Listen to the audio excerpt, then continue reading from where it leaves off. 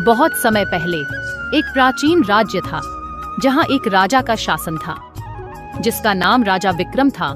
अपने समय का सबसे शक्तिशाली और अमीर राजा माना जाता था, परंतु जितनी उसके पास ताकत और धन था उतना ही अहंकार और घमंड उसके व्यक्तित्व में समाया हुआ था। राजा विक्रम का महल सोने से चमचमाता था और चारों ओर अद्भुत बाग बगीचे थे।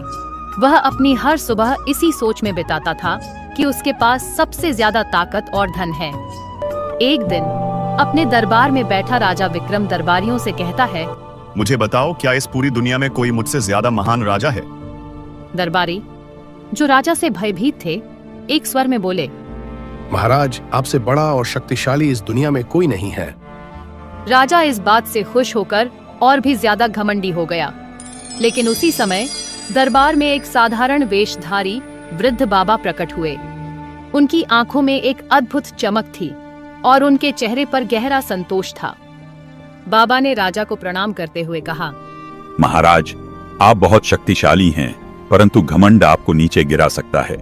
राजा ने बाबा की बात सुनते ही हंसते हुए कहा, तू कौन है जो मुझे इस प्रकार उपदेश दे रहा है? मेरे पास अपार धन और शक्ति है और मेरी तुलना कोई नहीं कर सकता। तभी बाबा ने शांत स्वर में कहा, समय बताएगा महाराज, मैं आपको बस एक चेतावनी देने आया हूं।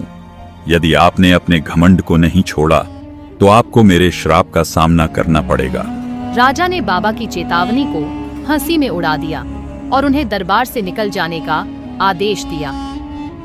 कई महीनों बाद राजा विक्रम एक विशाल यज्ञ करने की तैयारी कर रहा था। यज्ञ की तैयारियों के बीच एक दिन राजा अपने मंत्रियों के साथ शिकार पर निकला। शिकार करते हुए वह दूर एक घने जंगल में पहुंच गया जहां एक रहस्यमयी तालाब था।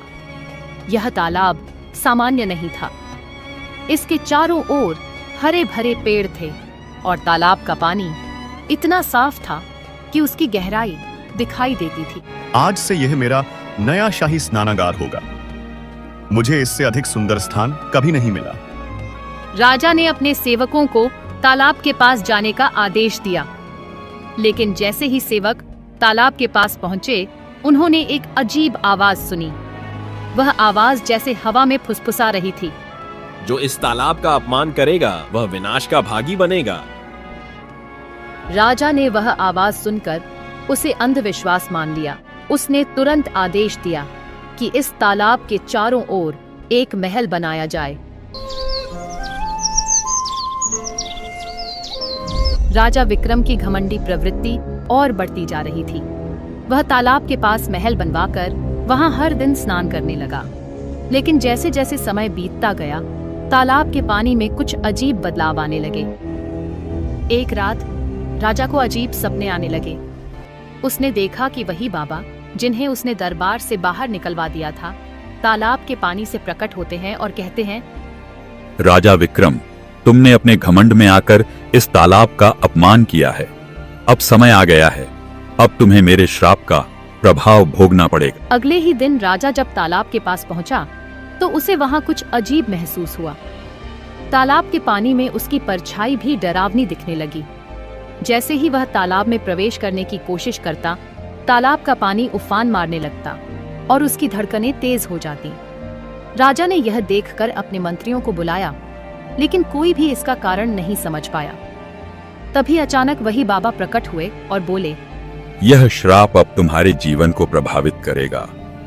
तुम्हारे राज्य का पतन शुरू हो चुका है। राजा विक्रम को बाबा की बातों का महत्व अब समझ आने लगा था, लेकिन अब बहुत देर हो चुकी थी।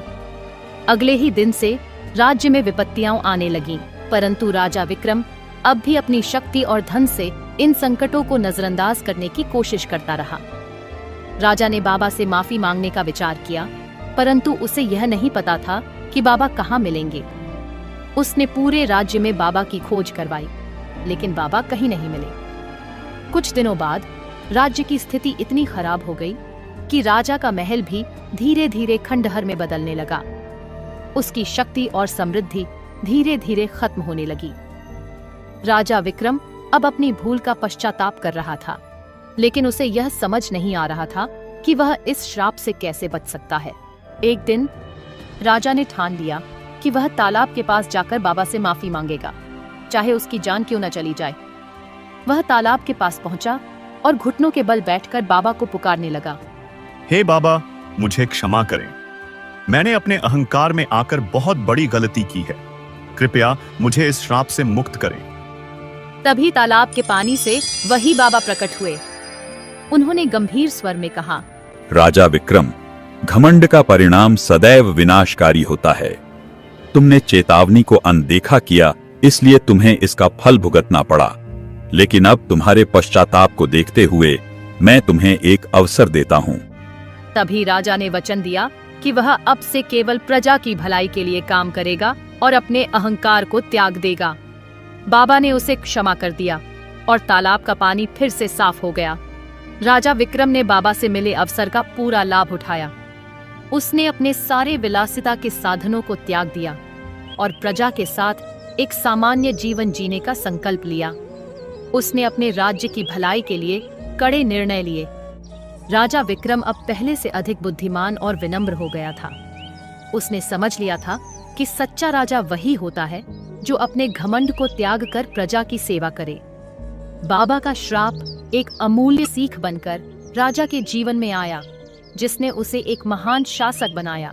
और इस तरह घमंडी राजा विक्रम ने अपने जीवन में विनम्रता का महत्व समझा और राज्य में शांति और समृद्धि वापस लाने में सफल हुआ।